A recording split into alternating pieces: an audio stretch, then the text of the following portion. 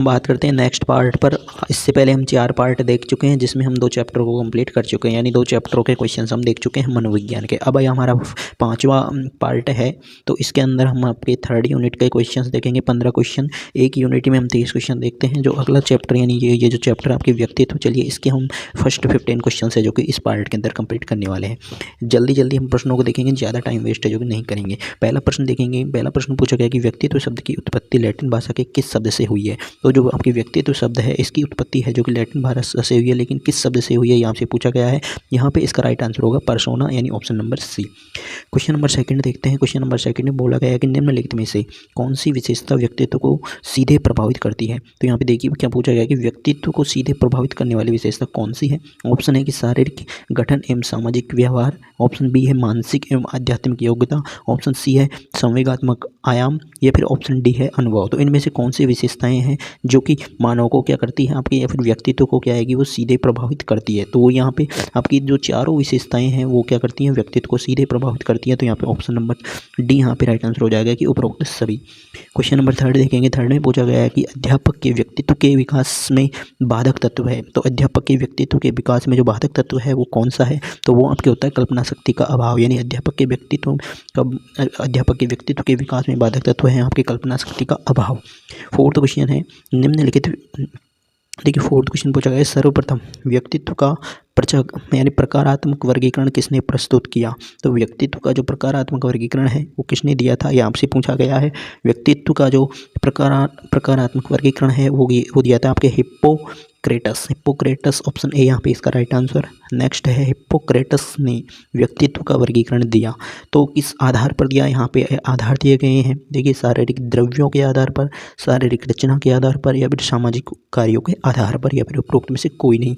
तो जो उन्होंने जो वर्गीकरण दिया था वो दिया था शारीरिक द्रव्यों यानी फ्लूइड्स के आधार पर, option number A.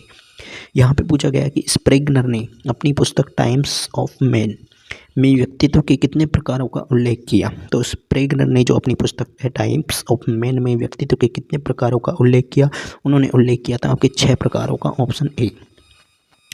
7th question है कि अत्यधिक वाचाल या फिर प्रसन्नचित्त और सामाजिक प्रवृत्ति के व्यक्तित्व को युंग ने क्या नाम दिया था। तो युंग ने दिया था आपके बहिर्मुखी। जो अत्यधिक वाचाल होता है, प्रसन्नचित्त होता है, या फिर सामाजिक प्रवृत्ति के व्यक्तित्व का होता है, उस व्यक्ति को क्या नाम दिया, बहिर्मुखी इन्होंने दिया था, ऑप्शन ए।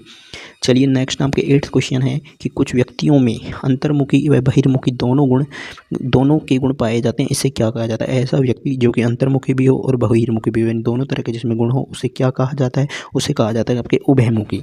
यानी ऐसा व्यक्ति जिसमें अंतर्मुखी और बहिर्मुखी दोनों तरह के गुण पाए जाते हैं उसको कहा जाएगा आपके उभयमुखी। अब देखिए नेक्स्ट है बहिर्मुखी विद्यार्थी अंतर्मुखी विद्यार्थी से किस विशेषता के आधार पर भिन्न होता है।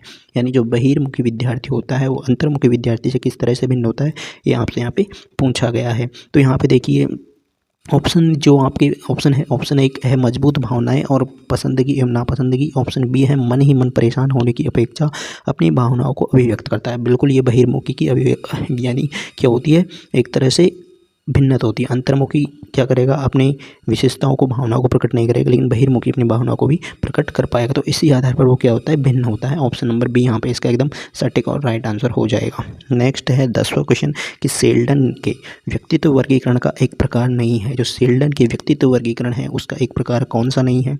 ऑप्शन है यहाँ पे गोलाकार, मिश्रितकार, लंबाकार या फिर आयताकार। तो यहाँ पे इसका राइट आंसर होगा मिश्रितकार, ऑप्शन नंबर बी। नेक्स्ट 11वां प्रश्न व्यक्तित्व का मनोविश्लेषण सिद्धांत के प्रतिपादक हैं। तो व्यक्तित्व का जो मनोविश्लेषण सिद्धांत है वो किसने दिया था, वो आपके यहाँ पे दिया था Sigmund Freud, option number A. यानी व्यक्तित्व के मनोविश्लेषण सिद्धांत का प्रतिपादक किसे कहा जाता है, सिगमंड फ्राइड को। 12वां है मनोविश्लेषणवाद के अनुसार दमित इच्छाओं का भंडार है इद, यानी फिर इदम, अहम, पराहम, अहम व पराहम। तो मनोविश्लेषणवाद के अनुसार जो दमित इच्छाओं का भंडार है वो कौन सा है, ये यहाँ पे पूछा गया है। तो वो है आपके इदम, ऑप्शन ए यानी आईडी। फिर है 13 नंबर क्वेश्चन एक संतुलित व्यक्तित्व है जिसमें, एक संतुलित व्यक्तित्व कौन सा है, ये यहाँ से जिक्र किया गया है। तो अहम मजबूत होता है, वो क्या होता है आपके संतुलित व्यक्तित्व होता है, ऑप्शन सी। क्वेश्चन नंबर 14 है कि सुखवादी सिद्धांत कहलाता है, या फिर आनंद का जो सिद्धांत है वो कौन सा कहलाता है, वो कहलाता है आपके इदम। ऑप्शन ए यहाँ पे इसका right answer. Next 15 and last question, fried के अनुसार मन की संरचना की सही कोटि है। तो जो फ्राइड के अनुसार मन की संरचना की सही कोटि है वो कौन सी है, वो थी आपके इदम, अहम और अति अहम। ऑप्शन बी, इदम, अहम एंड अति अहम। ऑप्शन बी यहाँ पे इसका राइट आंसर हो जाएगा। ये 15 क्वेश्चन। नेक्स्ट जो 15 क्वेश्चन है वो आपको नेक्स्ट पार्ट के अंदर है, जो कि देखने को मिल जाए।